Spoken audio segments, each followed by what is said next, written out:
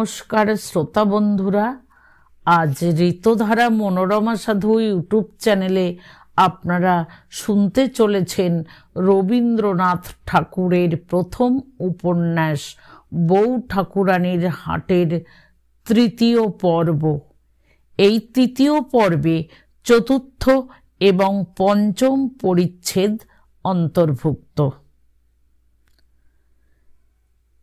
বিজন পথের ধারে অসৎ গাছের তলায় বাহক শূন্য ভূতলস্থিত এক শিবিকার মধ্যে বৃদ্ধ বসন্ত রায় বসিয়া আছেন। কাছে আর কেহ নাই, কেবল একটি পাঠান শিবিকার বাহিরে। একটা জনকোলাহল দূরে মিলাইয়া গেল। রজনী স্তব্ধ হইয়া গেল। বসন্ত রায় জিজ্ঞাসা করিলেন, খা সাহেব, তুমি যে গেলে না? পাঠান কহিল, হুজুর, কি করিয়া যাইব? আপনি আমাদের ধন প্রাণ রক্ষার জন্য আপনার সকল অনুচরগুলিকেই পাঠাইলেন। আপনাকে এই পথের ধারে রাত্রে অরক্ষিত অবস্থায় ফেলিয়া যাইব? এত বড় অকৃতজ্ঞ আমাকে ঠাওরাইবেন না। আমাদের কবি বলেন, যে আমার অপকার করে সে আমার কাছে ঋণী। পরকালে সে ঋণ তাহাকে শোধ করিতে হইবে।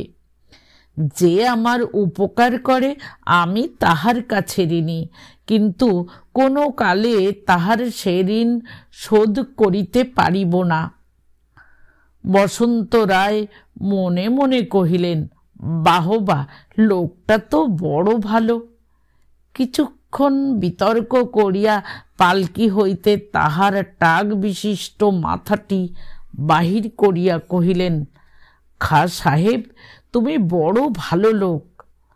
খাঁ সাহেব তৎক্ষণাৎ এক সেলাম করিলেন। এ বিষয়ে বসন্ত রায়ের সহিত খাঁ সাহেবের কিছুমাত্র মতের অনৈক্য ছিল না। বসন্ত রায় মশালের আলোকে তাহার মুখ নিরীক্ষণ করিয়া কহিলেন, তোমাকে বড় ঘরের লোক বলিয়া মনে হইতেছে?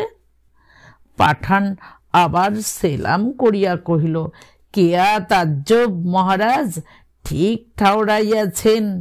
বসন্ত রায় কহিলেন, এখন তোমার কি করা হয়? পাঠান নিঃশ্বাস ছাড়িয়া কহিল, হুজুর, দুরবস্থায় পড়িয়াছি। এখন চাষবাস করিয়া গুজরান চালাইতে হইতেছে। কবি বলিতেছেন, হে অদৃষ্ট, তুমি যে তৃণকে তৃণ করিয়া গড়িয়াছ, ইহাতে তোমার নিষ্ঠুরতা প্রকাশ পায় না।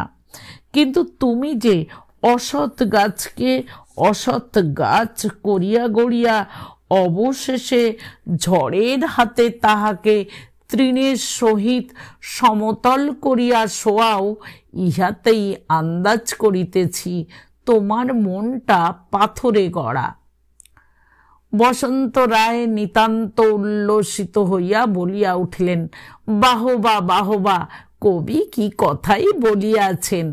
সাহেব, যে দুইটি বয়েত আজ বলিলে ওই দুইটি লিখিয়া দিতে হইবে। পাঠান ভাবিল, তাহার অদৃষ্ট সুপ্রসন্ন।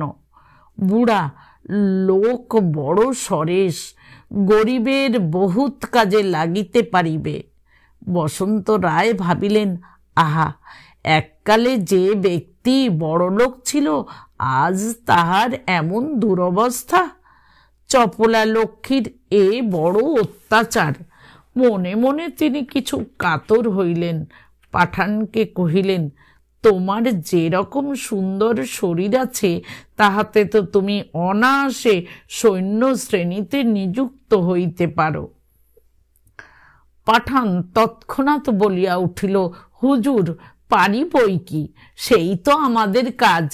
আমার পিতা পিতামহেরা সকলেই তলোয়ার হাতে করিয়া মরিয়াছেন, আমারও সেই একমাত্র সাধ আছে। কবি বলেন।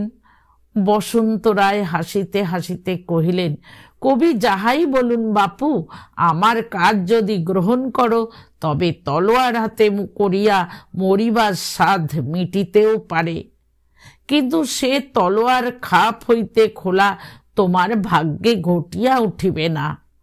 বুড়া হইয়া পড়িয়াছি, প্রজারা সুখে স্বচ্ছন্দে আছে। ভগবান করুন আর যেন লড়াই করিবার দরকার না হয়। বয়স গিয়াছে, তলোয়ার ত্যাগ করিয়াছি, এখন তলোয়ারের পরিবর্তে আর একজন আমার পানি গ্রহণ করিয়াছে। এই বলিয়াই পার্শ্বে শায়িত সহচরী সেতারটিকে দুই একটি ঝঙ্কার দিয়া একবার জাগাইয়া দিলেন। পাঠান ঘাড় নাড়িয়া চোখ বুজিয়া কহিল, আহা, যাহা বলিতেছেন ঠিক বলিতেছেন। একটি বয়েত আছে যে তলোয়ারে শত্রুকে জয় করা যায়, কিন্তু সঙ্গীতে শত্রুকে মিত্র করা যায়।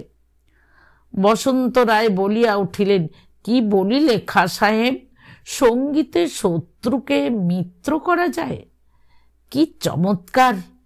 চুপ করিয়া কিয়ৎক্ষণ ভাবিতে লাগিলেন। যতই ভাবিতে লাগিলেন ততই যেন অধিকতর অবাক হইতে লাগিলেন। কিছুক্ষণ পরে বয়েতটির ব্যাখ্যা করিয়া বলিতে লাগিলেন, তলোয়ার যে এত বড় ভয়ানক দ্রব্য, তাহাতেও শত্রুর শত্রুত্ব নাশ করা যায় না। কেমন করিয়া বলিব নাশ করা যায়? রোগীকে বধ করিয়া রোগ আরোগ্য করা সে কেমনতর আরোগ্য। কিন্তু সঙ্গীত যে এমন মধুর জিনিস, তাহাতে শত্রু নাশ না করিয়াও শত্রুত্ব নাশ করা যায়। এ কি সাধারণ কবিত্বের কথা? বাহ, কি তারিফ! বৃদ্ধ এতদূর উত্তেজিত হইয়া উঠিলেন যে শিবিকার বাহিরে পা রাখিয়া বসিলেন। পাঠানকে আরো কাছে আসিতে বলিলেন ও কহিলেন, তলোয়ারে শত্রুকে জয় করা যায়, কিন্তু সঙ্গীতে শত্রুকেও মিত্র করা যায়। কেমন খাঁ সাহেব? আজ্ঞা হাঁ হুজুর। তুমি একবার রায়গড়ে যাইও, আমি যশোর হইতে ফিরিয়া গিয়া তোমার যথাসাধ্য উপকার করিব। পাঠান উৎফুল্ল হইয়া কহিল, আপনি ইচ্ছা করিলে কি না করিতে পারেন। পাঠান ভাবিল, একরকম বেশ গুছাইয়া লইয়াছি। জিজ্ঞাসা করিল, আপনার সেতার বাজানো আসে? বসন্ত রায় কহিলেন, হাঁ। ও তৎক্ষণাৎ সেতার তুলিয়া লইলেন। অঙ্গুলিতে মেজরাপ আটিয়া বেহাগ আলাপ করিতে লাগিলেন। মাঝে মাঝে পাঠান মাথা নাড়িয়া বলিয়া উঠিল, বাহবা খাসি। ক্রমে উত্তেজনার প্রভাবে শিবিকার মধ্যে বসিয়া থাকা বসন্ত রায়ের পক্ষে অসাধ্য হইয়া উঠিল। তিনি উঠিয়া দাঁড়াইয়া বাজাইতে লাগিলেন। মর্যাদা, গাম্ভীর্য, আত্মপর সমস্ত বিস্মৃত হইলেন ও বাজাইতে বাজাইতে অবশেষে গান ধরিলেন, কেসি কাটঙ্গি রয়ন সোপিয়া বিনা। গান থামিলে পাঠান কহিল, বাহ, কি চমৎকার আওয়াজ! বসন্ত রায় কহিলেন, তবে বোধ করি নিস্তব্ধ রাত্রে খোলা মাঠে সকলের আওয়াজই মিঠা লাগে। কারণ গলা অনেক সাধিয়াছি বটে, কিন্তু লোকে আমার আওয়াজের তো বড় প্রশংসা করে না। তবে কিনা বিধাতা যতগুলি রোগ দিয়াছেন, তাহার সকলগুলিরই একটি না একটি ঔষধ দিয়াছেন, তেমনি যতগুলি গলা দিয়াছেন, তাহার একটি না একটি শ্রোতা আছেই। আমার গলাও ভালো লাগে এমন দুটো অর্বাচীন আছে, নইলে এতদিনে সাহেব এই গলার দোকানপাট বন্ধ করিতাম। সেই দুটো আনাড়ি খরিদ্দার আছে, মাল চিনে না, তাহাদেরই কাছ হইতে বাহবা মিলে। অনেক দিন দুটাকে দেখি নাই। গীত গানও বন্ধ আছে, তাই ছুটিয়া চলিয়াছি। মনের সাধে গান শুনাইয়া প্রাণের বোঝা নামাইয়া বাড়ি ফিরিব। বৃদ্ধের ক্ষীণ জ্যোতি চোখ দুটি স্নেহে ও আনন্দে দীপ্যমান হইয়া উঠিল। পাঠান মনে মনে কহিল, তোমার একটা স্বাদ মিটিয়াছে, গান শোনানো হইয়াছে, এখন প্রাণের বোঝাটা আমি নামাইব কি? তোবা তোবা, এমন কাজও করে? কাফেরকে মারিলে পুণ্য আছে বটে, কিন্তু সে পুণ্য এত উপার্জন করিয়াছি যে পরকালের বিষয়ে আর বড় ভাবনা নাই। কিন্তু ইহকালের সমস্তই যে প্রকার বন্দোবস্ত দেখিতেছি, তাহাতে এই কাফেরটাকে না মারিয়া যদি তাহার একটা বিলি বন্দেজ করিয়া লইতে পারি, তাহাতে আপত্তি দেখিতেছি না। বসন্ত রায় কিয়ৎক্ষণ চুপ করিয়া আর থাকিতে পারিলেন না। তাহার কল্পনা উত্তেজিত হইয়া উঠিল। পাঠানের নিকটবর্তী হইয়া অতি চুপি চুপি কহিলেন, কাহাদের কথা বলিতেছিলাম সাহেব জানো? তাহারা আমার নাতি ও নাতনি। বলিতে বলিতে অধীর হইয়া উঠিলেন। ভাবিলেন, আমার অনুচরেরা কখন ফিরিয়া আসিবে? আবার সেতার লইয়া গান আরম্ভ করিলেন। একজন অশ্বারোহী পুরুষ নিকটে আসিয়া কহিল, আহ, বাঁচিলাম। দাদা মহাশয়, পথের ধারে এত রাত্রে কাহাকে গান শুনাইতেছ? আনন্দে ও বিস্ময়ে বসন্ত রায় তৎক্ষণাৎ তাহার সেতার শিবিকা উপরে রাখিয়া উদয়াদিত্যের হাত ধরিয়া নামাইলেন ও তাহাকে দৃঢ় রূপে আলিঙ্গন করিলেন। জিজ্ঞাসা করিলেন, খবর কি দাদা? দিদি ভালো আছে তো? উদয়াদিত্য কহিলেন, সমস্তই মঙ্গল।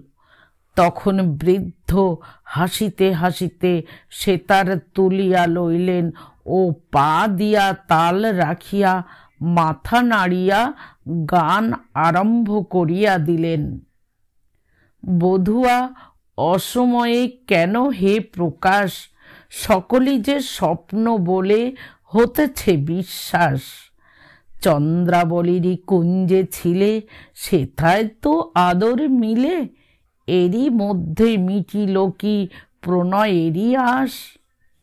এখনো তো রয়েছে রাত, এখনো তো হয়নি প্রভাত, এখনো এ রাধিকার ফুরায়নি তো অশ্রুপাত।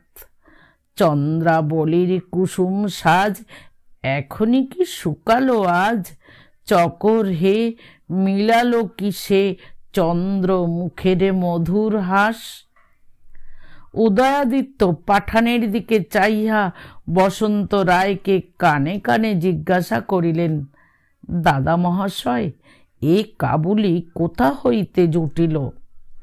বসন্ত রায় তাড়াতাড়ি কহিলেন, খা সাহেব বড় ভালো লোক, সমজদার ব্যক্তি। আজ রাত্রি বড় আনন্দে কাটানো গিয়াছে। উদয়াদিত্যকে দেখিয়া খা সাহেব মনে মনে বিশেষ চঞ্চল হইয়া পড়িয়াছিল। কি করিবে ভাবিয়া পাইতেছিল না। উদয়াদিত্য পিতামহকে জিজ্ঞাসা করিলেন, চটিতে না গিয়া এখানে যে? পাঠান সহসা বলিয়া উঠিল, হুজুর, আশ্বাস পাই তো একটা কথা বলি। আমরা রাজা প্রতাপাদিত্যের প্রজা। মহারাজ আমাকে ও আমার ভাইকে আদেশ করেন যে আপনি যখন যশোরের মুখে আসিবেন, তখন পথে আপনাকে খুন করা হয়। বসন্ত রায় চমকিয়া কহিয়া উঠিলেন, রাম রাম রাম। উদয়াদিত্য কহিলেন, বলিয়া যাও। আমরা কখনো এমন কাজ করি নাই, সুতরাং আপত্তি করাতে তিনি আমাদিগকে নানা প্রকার ভয় দেখান। সুতরাং বাধ্য হইয়া এই কাজের উদ্দেশ্যে যাত্রা করিতে হইল। পথের মধ্যে আপনার সহিত সাক্ষাৎ হইল। আমার ভাই গ্রামে ডাকাত পড়িয়াছে বলিয়া কাঁদিয়া কাটিয়া আপনার অনুচরদের লইয়া গেলেন। আমার উপর এই কাজের ভার ছিল, কিন্তু মহারাজ, যদিও রাজার আদেশ, তথাপি এমন কাজে আমার কোনো মতেই প্রবৃত্তি হইল না। কারণ আমাদের কবি বলেন, রাজার আদেশে, প্রভুর আদেশে সমস্ত পৃথিবী ধ্বংস করিতে পারো, কিন্তু সাবধান, স্বর্গের এক কোনো ধ্বংস করিও না। এখন গরিব মহারাজের শরণাপন্ন হইল, দেশে ফিরিয়া গেলে আমার সর্বনাশ হইবে, আপনি রক্ষা না করিলে আমার আর উপায় নাই বলিয়া জোড়হাত করিয়া দাঁড়াইল। বসন্ত রায় অবাক হইয়া দাঁড়াইয়া রহিলেন।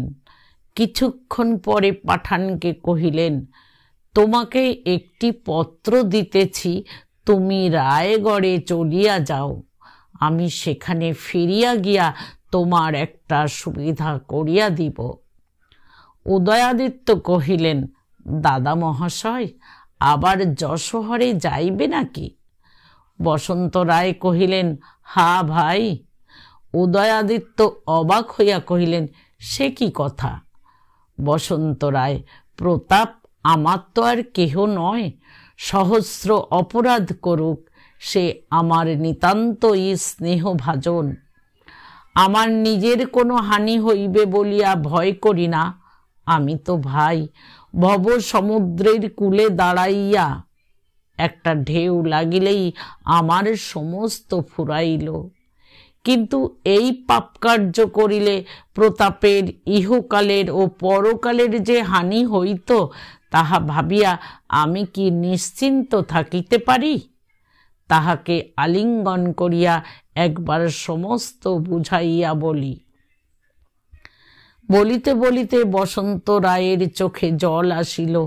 উদয়াদিত্য দুই হস্তে চক্ষু আচ্ছাদন করিলেন। এমন সময় কোলাহল করিতে করিতে বসন্ত রায়ের অনুচরগণ ফিরিয়া আসিল। মহারাজ কোথায়? মহারাজ কোথায়? এইখানেই আছি বাপু, আর কোথায় যাইব? সকলে সমস্বরে বলিল, সে নেড়ে বেটা কোথায়? বসন্ত রায় বিব্রত হইয়া মাঝে পড়িয়া কহিলেন, হা হা বাপু, তোমরা খাঁ সাহেবকে কিছু বলিও না।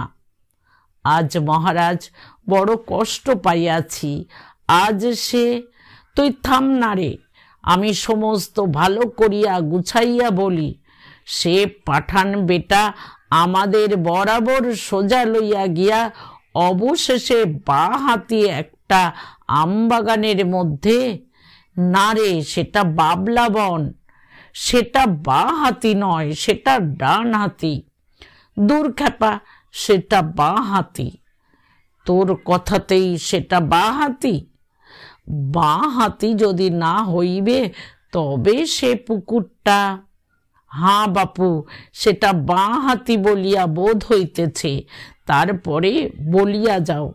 আজ্ঞা হাঁ, সেই বা হাতি আমবাগানের মধ্য দিয়া একটা মাঠে লইয়া গেল। কত চষা মাঠ, জমি জলা, বাঁশঝাড় পার হইয়া গেলাম, কিন্তু গায়ের নামগন্ধ পাইলাম না। এমনি করিয়া 3 ঘণ্টা ঘুরিয়া গায়ের কাছাকাছি হইতেই সে বেটা যে কোথায় পালাইল খোঁজ পাইলাম না। সে বেটাকে দেখিয়াই আমার ভালো ঠেকে নাই। আমিও মনে করিয়াছিলাম এই রকম একটা কিছু হইবেই। যখনই দেখিয়াছি নেড়ে, তখনই আমার সন্দেহ হইয়াছে।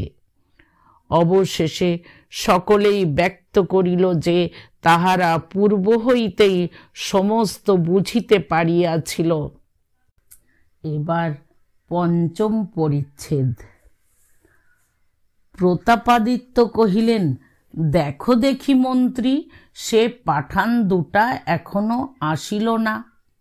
মন্ত্রী ধীরে ধীরে কহিলেন, সেটা তো আর আমার দোষ নয় মহারাজ। প্রতাপাদিত্য বিরক্ত হইয়া কহিলেন, দোষের কথা হইতেছে না, দেরি যে হইতেছে তাহার তো একটা কারণ আছে।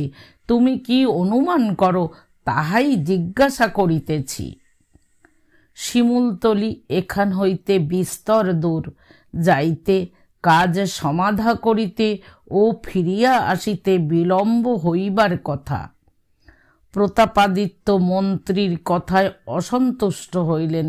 তিনি চান তিনিও যাহা অনুমান করিতেছেন মন্ত্রীও তাহাই অনুমান করেন, কিন্তু মন্ত্রী সেদিক দিয়া গেলেন না।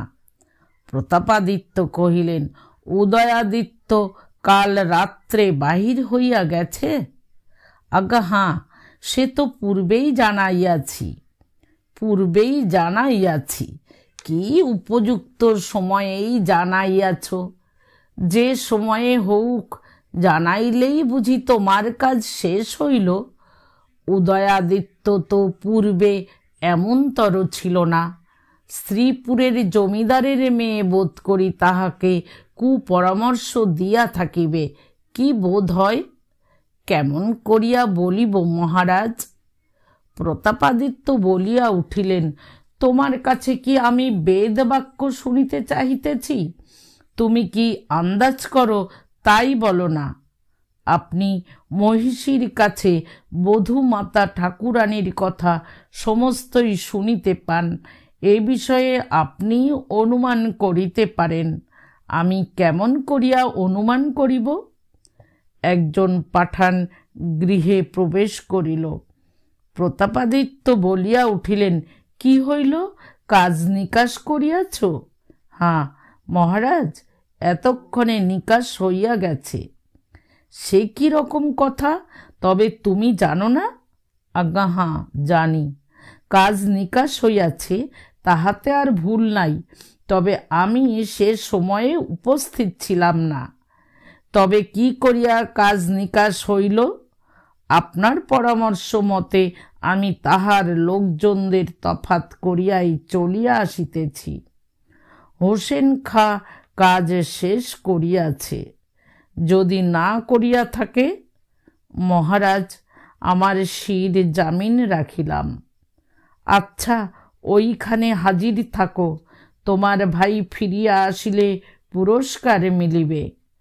পাঠান দূরে দ্বারের নিকট প্রহরীদের জিম্মায় দাঁড়াইয়া রহিল।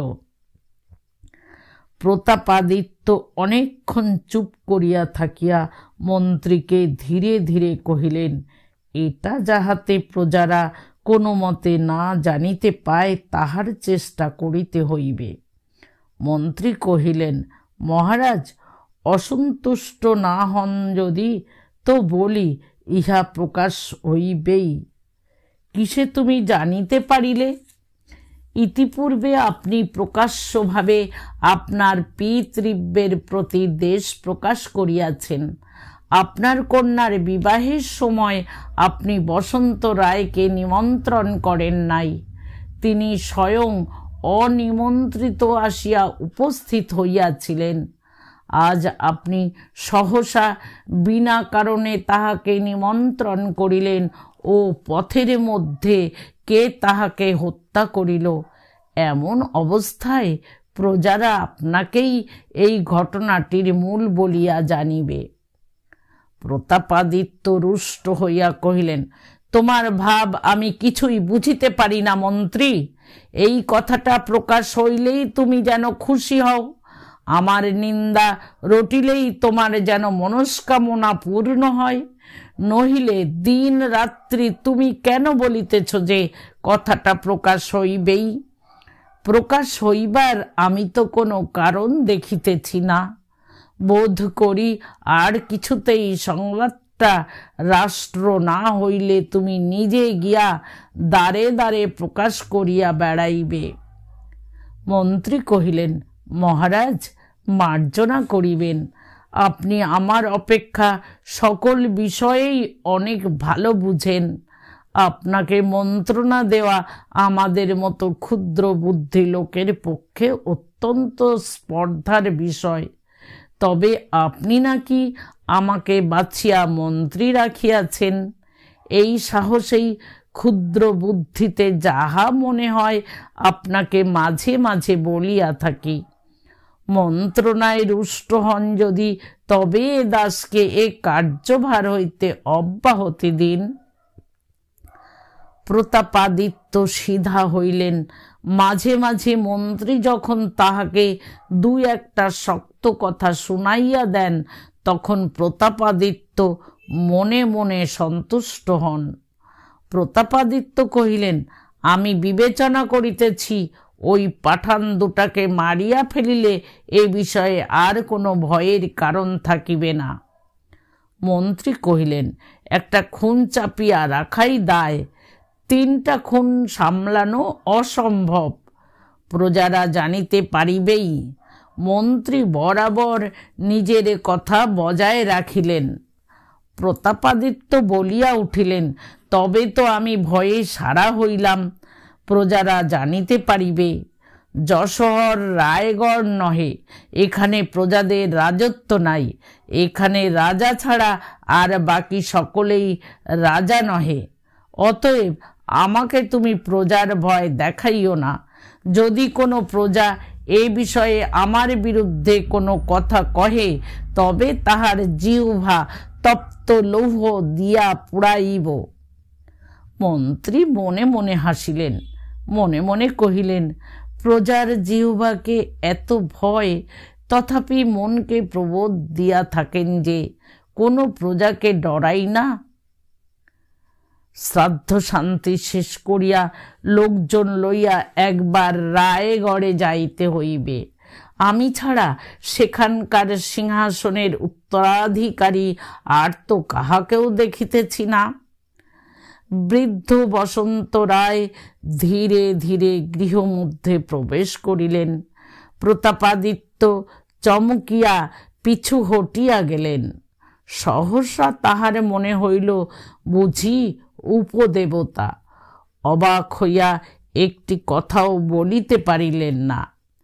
বসন্ত রায় নিকটে গিয়া তাহার গায়ে হাত বুলাইয়া মৃদুস্বরে কহিলেন, আমাকে কিসের ভয় প্রতাপ?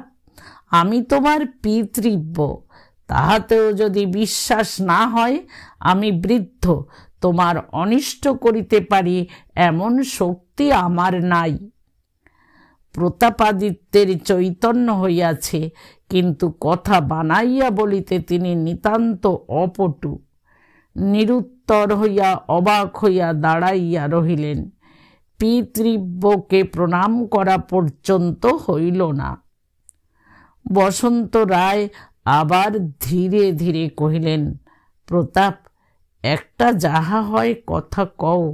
যদি দৈবাৎ এমন একটা কাজ করিয়া থাকো যাহাতে আমাকে দেখিয়া তোমার লজ্জা ও সংকোচ উপস্থিত হয়, তবে তাহার জন্য ভাবিও না, আমি কোনো কথা উত্থাপন করিব না। এসো বৎস, দুইজনে একবার কোলাকুলি করি। আজ অনেক দিনের পর দেখা হইয়াছে, আর তো অধিক দিন দেখা হইবে না। এতক্ষণের পর প্রতাপাদিত্য প্রণাম করিলেন ও উঠিয়া পিতৃব্যের সহিত কোলাকুলি করিলেন। ইতিমধ্যে মন্ত্রী আস্তে আস্তে গৃহ হইতে বাহির হইয়া গেছেন। বসন্ত রায় ঈষৎ কোমল হাস্য হাসিয়া প্রতাপাদিত্যের গায়ে হাত দিয়া কহিলেন, বসন্ত রায় অনেক দিন বাঁচিয়া আছে না প্রতাপ? সময় হইয়া আসিয়াছে, এখনো যে কেন ডাক পড়িল না বিধাতা জানেন, কিন্তু আর অধিক বিলম্ব নাই। বসন্ত রায় কিয়ৎক্ষণ চুপ করিয়া রহিলেন। প্রতাপাদিত্য কোনো উত্তর করিলেন না। বসন্ত রায় আবার কহিলেন, তবে স্পষ্ট করিয়া সমস্ত বলি, তুমি যে আমাকে ছুরি তুলিয়াছ, তাহাতে আমাকে ছুরির অপেক্ষা অধিক বাজিয়াছে। বলিতে বলিতে তাহার চক্ষে জল আসিল। কিন্তু আমি কিছুমাত্র রাগ করি নাই। আমি কেবল তোমাকে দুটি কথা বলিব, আমাকে বধ করিও না প্রতাপ, তাহাতে তোমার ইহকাল পরকালের ভালো হইবে না। এতদিন পর্যন্ত যদি আমার মৃত্যুর জন্য অপেক্ষা করিয়া থাকিতে পারিলে, তবে আর 2টা দিন পারিবে না? এইটুকুর জন্য পাপের ভাগী হইবে। বসন্ত রায় দেখিলেন প্রতাপাদিত্য কোনো উত্তর দিলেন না, দোষ অস্বীকার করিলেন না বা অনুতাপের কথা কহিলেন না। তৎক্ষণাৎ তিনি অন্য কথা পাড়িলেন, কহিলেন, প্রতাপ, একবার রায়গড়ে চলো। অনেক দিন সেখানে যাও নাই, অনেক পরিবর্তন দেখিবে। সৈন্যেরা এখন তলোয়ার ছাড়িয়া লাঙল ধরিয়াছে। যেখানে সৈন্যদের বাসস্থান ছিল সেখানে অতিথিশালা। এমন সময়ে প্রতাপাদিত্য দূর হইতে দেখিলেন পাঠানটা পালাইবার উদ্যোগ করিতেছে, আর থাকিতে পারিলেন না। মনের মধ্যে যে নিরুদ্ধ রোষ ফুটিতেছিল তাহা অগ্নি উৎসের ন্যায় উচ্ছ্বসিত হইয়া উঠিল। বজ্রস্বরে বলিয়া উঠিলেন, খবরদার, উহাকে ছাড়িস না, পাকড়া করিয়া রাখ।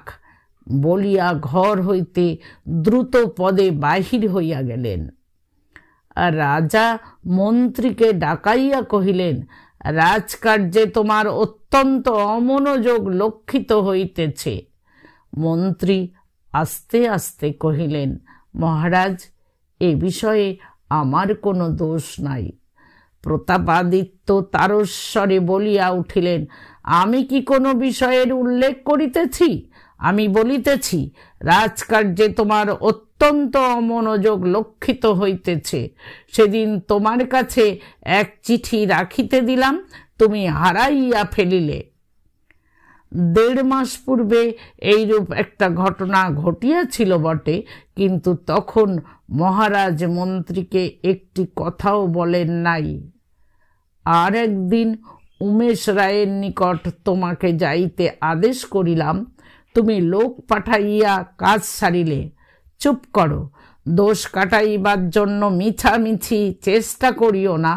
যাহা হউক, তোমাকে জানাইয়া রাখিলাম, রাজকার্যে তুমি কিছুমাত্র মনোযোগ দিতেছ না। রাজা প্রহরীদের ডাকাইলেন। পূর্বে রাত্রের প্রহরীদের বেতন কাটিয়াছিলেন, এখন তাহাদের প্রতি কারাবাসের আদেশ হইল। অন্তঃপুরে গিয়া মহিষীকে ডাকাইয়া কহিলেন, মহিষী, রাজপরিবারের মধ্যে অত্যন্ত বিশৃঙ্খলা দেখিতেছি। উদয়াদিত্য পূর্বে তো এমন ছিল না, এখন সে যখন তখন বাহির হইয়া যায়, প্রজাদের কাজে যোগ দেয়, আমার বিরুদ্ধাচরণ করে। এ সকলের অর্থ কি? মহিষী ভীতা হইয়া কহিলেন, মহারাজ, তাহার কোনো দোষ নাই। এ সমস্ত অনর্থের মূল ওই বড় বউ। বাছা, আমার তো আগে এমন ছিল না। যেদিন হইতে শ্রীপুরের ঘরে তাহার বিয়ে হইল, সেই দিন হইতে উদয় কেমন যে হইল কিছু বুঝিতে পারিতেছি না। মহারাজ সুরমাকে শাসনে রাখিতে আদেশ করিয়া বাহিরে গেলেন। মহিষী উদয়াদিত্যকে ডাকাইয়া পাঠাইলেন। উদয়াদিত্য আসিলে তাহার মুখের দিকে চাহিয়া কহিলেন, আহা বাছা, আমার রোগা কালো হইয়া গিয়াছে। বিয়ের আগে বাছার রং কেমন ছিল, যেন তপ্ত সোনার মতো। তোর এমন দশা কে করিল? বাবা, বড় বউ তোকে যা বলে তা শুনিস না, তার কথা শুনিয়াই তোর এমন দশা হইয়াছে। সুরমা ঘোমটা দিয়া চুপ করিয়া এক পাশে দাঁড়াইয়াছিল। মহিষী বলিতে লাগিলেন, ওর ছোট বংশে জন্ম, ও কি তোর যোগ্য? ও কি তোকে পরামর্শ দিতে জানে?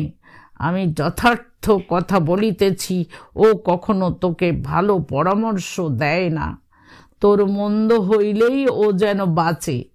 এমন রাক্ষসীর সঙ্গেও মহারাজ তোর বিবাহ দিয়াছিলেন। মহিষী অশ্রু বর্ষণ করিতে আরম্ভ করিলেন। উদয়াদিত্যের প্রশান্ত ললাটে ঘর্মবিন্দু দেখা দিল। তাহার মনের অধীরতা পাছে প্রকাশ হইয়া পড়ে। এই নিমিত্ত তাহার আয়তনেত্র অন্যদিকে ফিরাইলেন।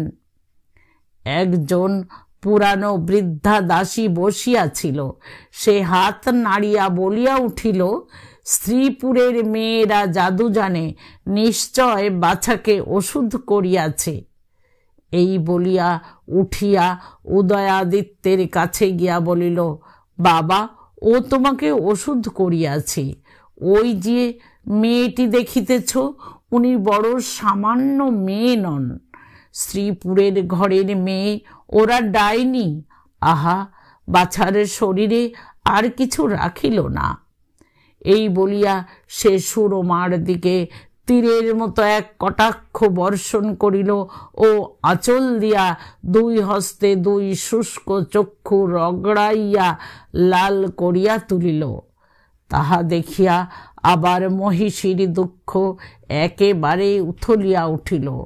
অন্তঃপুরে বৃদ্ধাদের মধ্যে ক্রন্দনের সংক্রামকতা ব্যপ্ত হইয়া পড়িল। কাঁদিবার অভিপ্রায়ে সকলে রানীর ঘরে আসিয়া সমবেত হইল। উদয়াদিত্য করুণ নেত্রে একবার সুরমার মুখের দিকে চাহিলেন। ঘোমটার মধ্য হইতে সুরমা তাহা দেখিতে পাইল ও চোখ মুছিয়া একটি কথা না কহিয়া ধীরে ধীরে ঘরে চলিয়া গেল।